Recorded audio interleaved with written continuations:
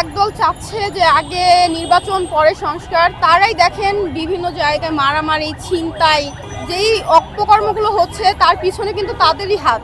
Doctor Yunus এখন যেভাবে উন্নতি করতেছে দেশকে, আর যারা নির্বাচন চাচ্ছে ওনারা কোনোদিন বলে না যে কিভাবে দেশকে উন্নতি করব বা কিভাবে মানে জনতার ভালো চাইবো। ওনারা সবসময় বলে গেছে যে আমরা নির্বাচন চাই।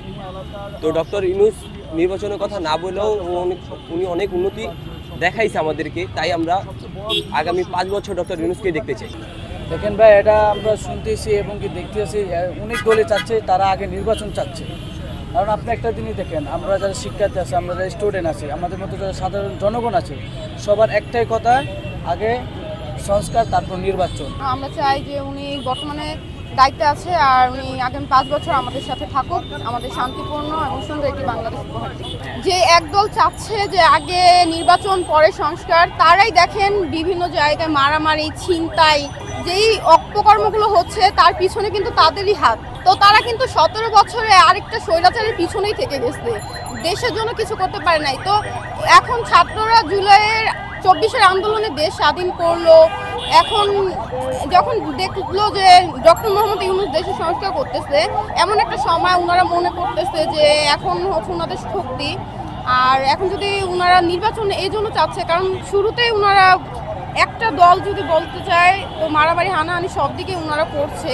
তো ওনারা জানে যে এখন ওনাদের দলটা একটু ভারী, বিভিন্ন দিক থেকে নির্বাচনে আসার সম্ভাবনা তাদের বেশি, এজন্য হয়তো তারা চাচ্ছে নির্বাচন হোক। কিন্তু যারা সত্যিকারই দেশের সংস্কার চায় তারা কখনোই চাচ্ছে না যে এখন নির্বাচনটা হোক, তারা 5 বছর ডক্টর ইউনূসকেই চাচ্ছে। যে আমরা চাচ্ছি যে ডাক্তার ইউনূস স্যার 5 বছর থাকুক, কোনো নির্বাচন না হোক। এটা আমরা শুধু না, এটা আপনার জনগণ থেকে শুরু করে রিস্কালা থেকে টেরাগর সবাই একটাই বলছে যে ডাক্তার ইউনূস 5 বছর থাকুক। আবার ব্যক্তিত্ব অনেকজনে বলছে 4 বছর থাকুক। আমরা চাই ডাক্তার ইউনূস স্যার থাকুক, কোনো নির্বাচন আপাতত না দেয়। কারণ আপনি একটা জিনিস দেখেন, যে একটা গণ-অভ্যুত্থান হয়েছে, সেটার পর থেকে আমাদের যে 36শে জুলাই যে একটা স্বাধীন হলো 5 আগস্টে, এই স্বাধীনতার পরে আমাদের দরকার ছিল যে সর্বপ্রথম যে সংস্কারটা দরকার, সর্বপ্রথম হলো আপনার এই শহীদদের বিচার করা। যারা এই 24 আন্দোলনে নিহত হয়েছে, আহত হয়েছে, তাদের বিচার করা।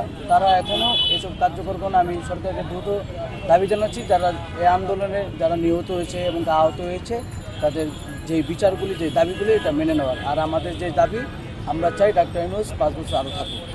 দেখেন ভাই, এটা আমরা শুনতেছি এবং কি দেখতেছি, অনেক দলে চাচ্ছে তারা আগে নির্বাচন চাচ্ছে। কারণ আপনি একটা জিনিস দেখেন, আমরা যারা শিক্ষার্থী আছে, আমরা যারা স্টুডেন্ট আছি, আমাদের মতো যারা সাধারণ জনগণ আছে, সবার একটাই কথা, আগে সংস্কার তারপর নির্বাচন। এতটুকু আমাদের দাবি 5টা দেওয়া হয়েছে। জুলাই আগস্টের যে গণহত্যার, ওইটা আমরা এখনই বিচার চাই। এই সরকার থাকা অবস্থা আমরা বিচার চাই নির্বাচনের পর। এটা কারণ যারা নির্বাচন চাচ্ছে ওনারা কখনো বলে নাই যে গণহত্যার বিচার করা হোক, ওনারা কখনো এই আন্দোলনের বিচার নিয়ে কথা বলে নাই। ওনারা সবসময় বলছে ওনাদের লাভের কথাটা নিয়ে। তো আমরা চাইতেছি যে এই সরকার থাকা অবস্থায় বিচারটা হোক। আর সেকেন্ড হইতাছে, আমাদের পিছিয়ে দেওয়াই আছে যে 5টা আমাদের যে দাবিগুলা, সেই 5টা দাবি নিয়ে আমরা এখানে অবস্থিত হয়েছি। আর এটা যদি না মানা হয়, তারপরে ডিসিশন আমরা অমরণ অনশন নেওয়ার চিন্তা ভাবনায় আসছি।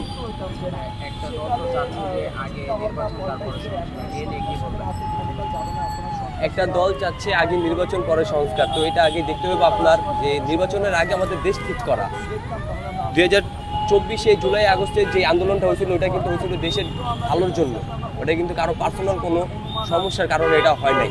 তো আগে আমাদের সংস্কার ঠিক করা হোক, তারপর আমরা নির্বাচনটা নিই। কারণ আগে যদি নির্বাচন নেই তো ওই আগের মতোই হবে। এখনই চাঁদাবাজি হইতেছে, এখনই অটো স্ট্যান্ডে, লেগুনা স্ট্যান্ডে অনেক চাঁদাবাজি দেখা যেতেছে। মেলা, বিভিন্ন জায়গা থেকে ওনারা চাঁদাবাজি করতেছে। তো এখনই যদি এইসব চাঁদাবাজি করে, তাহলে নির্বাচনের পরে যদি ক্ষমতা আইসাও পরে, ক্ষমতা কে আসবো না আসবো এটা তো আমরা জানি না। ক্ষমতা আসার পরে যদি ওনারা আরও বেশি করে, তাহলে এটা তো মানে আমাদের জন্য ক্ষতিকর। তো আগে সংস্কার হোক, পরে নির্বাচন।